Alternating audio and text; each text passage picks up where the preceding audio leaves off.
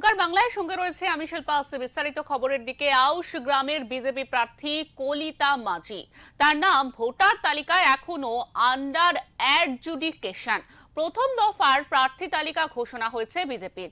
এই দফায় 144 জনের নামের তালিকা প্রকাশ করা হয়েছে। সেখানে রয়েছে শুভেন্দু অধিকারী, রুদ্রনীল ঘোষ, অগ্নিমিত্রা পালের মতো প্রার্থীরা। আউশগ্রাম বিধানসভার পুনরায় বিজেপি প্রার্থী করা হয়েছে কলিতা মাঝিকে, আর এই কলিতা মাঝির নাম রয়েছে নির্বাচন কমিশনের বিচারাধীন ভোটারের তালিকায়। এই বিষয়ে প্রশ্ন করা হলে তিনি জানান তার 7 বোন, তারা 7 বোনের মধ্যে একমাত্র তার নামই নেই এবং তার নামই রয়েছে বিচারাধীন। নির্বাচন কমিশনের কাছে সমস্ত রকম নথি জমা দিয়েছেন। আশা করছেন খুব শীঘ্রই তার নামটিও ভোটার তালিকায় উঠবে।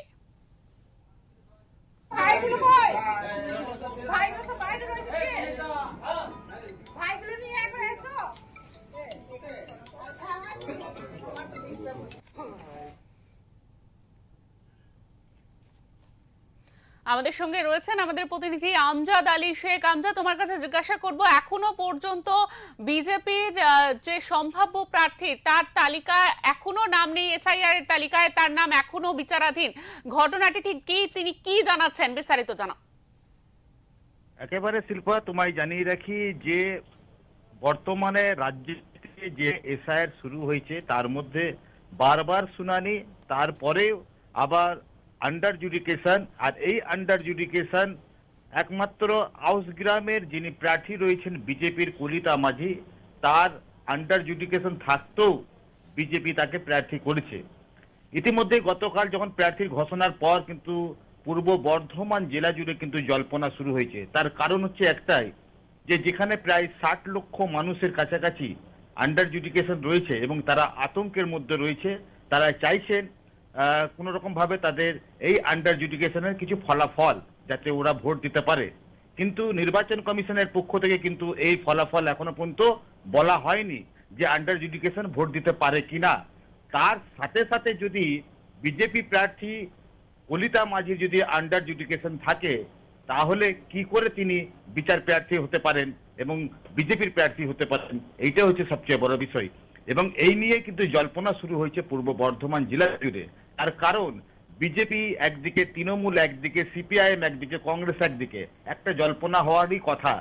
পুরোপুরি বিষয়টি কিন্তু খতিয়ে দেখছেন বিজেপির পক্ষ থেকে। এবং বিজেপির যিনি প্রার্থী হয়েছেন কলিতা মাঝি, তিনি কিন্তু বারবার জানাচ্ছেন যে তার আন্ডার জুডিকেশন যেটা রয়েছে সেটা কিন্তু উঠে যাবে। তিনি কিন্তু প্রার্থী হিসাবে, যোগ্য হিসাবে তিনি ওখানে পেয়েছেন। এবং পাশাপাশি এটাও জানিয়ে রাখি যে 2021 সালে এই কলিতা মাঝি কিন্তু তৃণমূলের এগেনস্টে এখানে প্রার্থী হয়েছিলেন। সার্বিকভাবে এখন যে জল্পনা রয়েছে সেটা হচ্ছে বিচারাধীন, তিনি আন্ডার জুডিকেশনের মধ্যে রয়েছেন এবং কি হবে সেটা একমাত্র নির্বাচন কমিশন এবং বিজেপি পুরো বিষয়টি বলতে পারবেন। একদমই আমজাদ, তোমাকে অনেক ধন্যবাদ। সেটা কিভাবে হয়েছে সেটা আমার জানা নাই ঠিক। আপনার কি নাম এডুকেশনে ছিল? আছে। আছে। পরিবারের আপনি একারই নাম আছে না আরো কাউকে? আমার একারই। আমরা 7 বোন, সবার কিন্তু হয়ে গেছে। দাদার হয়েছে, মায়ের হয়েছে, বৌদি, ভাইবো, ভাইজি সবার। আমরা নিজেরা 7 বোন, 7 বোনের মধ্যে 6 জনের একই বাবা, সবই হয়েছে, কিন্তু আমারটা কেন এইভাবে হয়েছে সেটা আমি জানি না। এখন আইনের ব্যবস্থা, সেটা ইলেকশন কমিশনার জানে। সেটা হিয়ারিংয়ে গেছিলেন?